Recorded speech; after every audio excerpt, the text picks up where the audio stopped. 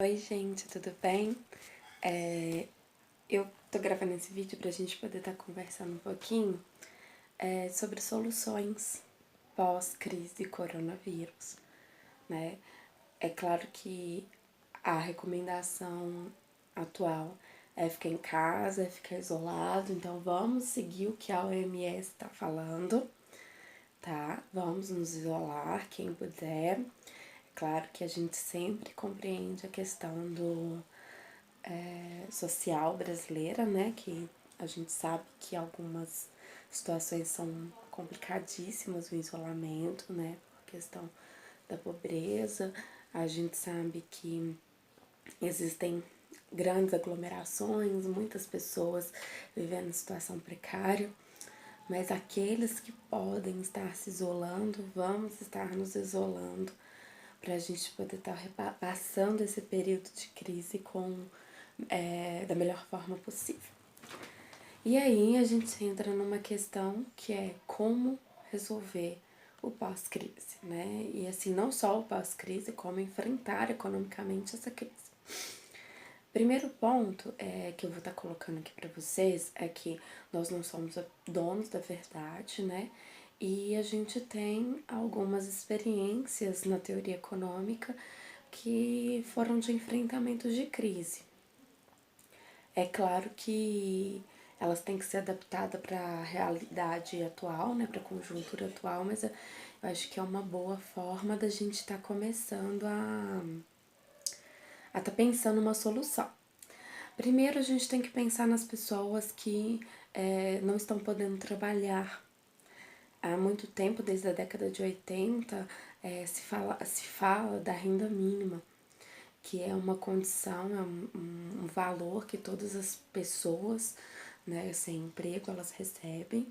Eu vou deixar depois eu vou colocar mais informações sobre o renda mínima, a campanha, o que eles propõem, mas basicamente, bem superficialmente, seria como se fosse um salário mínimo a ser pago para as pessoas que não estão empregadas, que estão em desemprego, né, situação de risco, tá? Não vou entrar em muitos detalhes, mas é mais ou menos isso. E hoje a gente vê que isso é muito importante porque quem trabalha por autônomo, né, tá sem receber, vai ficar sem receber. E aí, como que essas pessoas vão estar sobrevivendo? A proposta do governo federal foi o pagamento de R$ 200, um voucher, e o prorrogamento das dívidas por até 60 dias, né, que é o período de isolamento. É só que R$ 200 não dá para quem vai no supermercado, sabe que não dá para comprar. Com R$ 200 a gente não compra nada, principalmente se você for uma família muito grande, todo mundo dentro de casa, todo mundo comendo, né? Então a gente sabe que os R$ 200 não dão.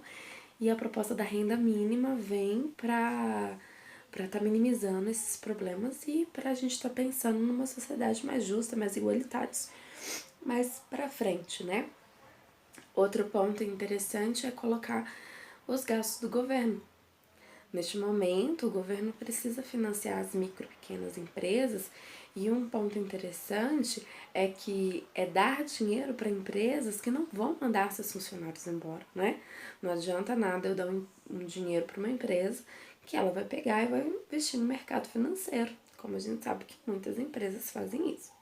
Então, as ajudas financeiras, assim como essas medidas já foram adotadas anteriormente nos Estados Unidos no período de 2008, né, na crise do subprime, é importante que as empresas que recebam esses recursos do governo, elas estejam comprometidas a manter os salários, a manter os empregos e esse dinheiro não vai ser pago, não vai ser usado para pagar bônus de gestor, né, de executivos. Esse dinheiro vai ser usado para a produção, para manter a fábrica, né? A gente tem que lembrar que é muito importante a gente estar mantendo a produção, mantendo os empregos, as micro, pequenas e as grandes empresas têm muito dinheiro circulando aí, mas vamos colocar elas na história também, né? Mas que essas empresas estejam comprometidas a com o bem-estar social, né? Então, no caso, preservar os empregos das pessoas que estão de quarentena e pós-quarentena, mesmo com o período de recessão. O Estado, pela teoria, e a gente já viu isso na prática, ele é a mola propulsora da economia, né? O Estado precisa assumir ele tem que deixar a questão da austeridade. Vamos acabar com o mito que o Estado é uma família, o Estado não é uma família. O Estado ele é extremamente importante para a economia, é ele que vai estar fazendo os investimentos. Então não existe isso. Tem alguns economistas liberais que usaram principalmente essa fala durante a PEC, né, para passar a PEC do teto, que está sendo literalmente a PEC da morte nesse exato momento. O SUS deixou de receber mais de 20 milhões por conta da PEC.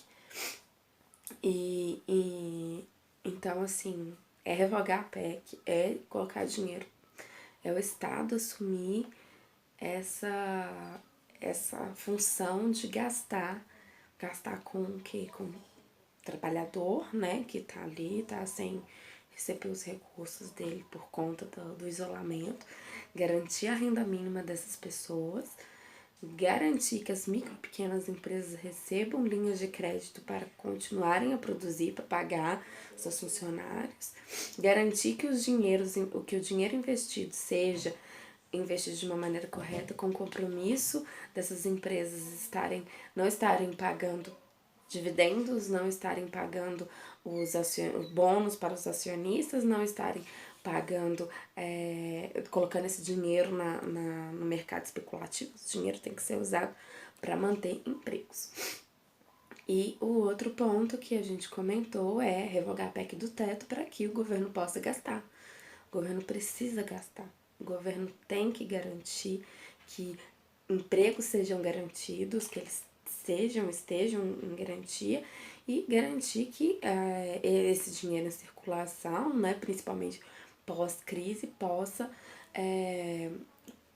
promover situações mais... promover o movimento da economia, né? Então, assim, são alguns pontos que o Estado tem que estar assumindo, né? O Estado, ele, em tempos de crise, né? Já dizia desde os clássicos, né? Os clássicos já falavam que é função do Estado manter garantias sociais,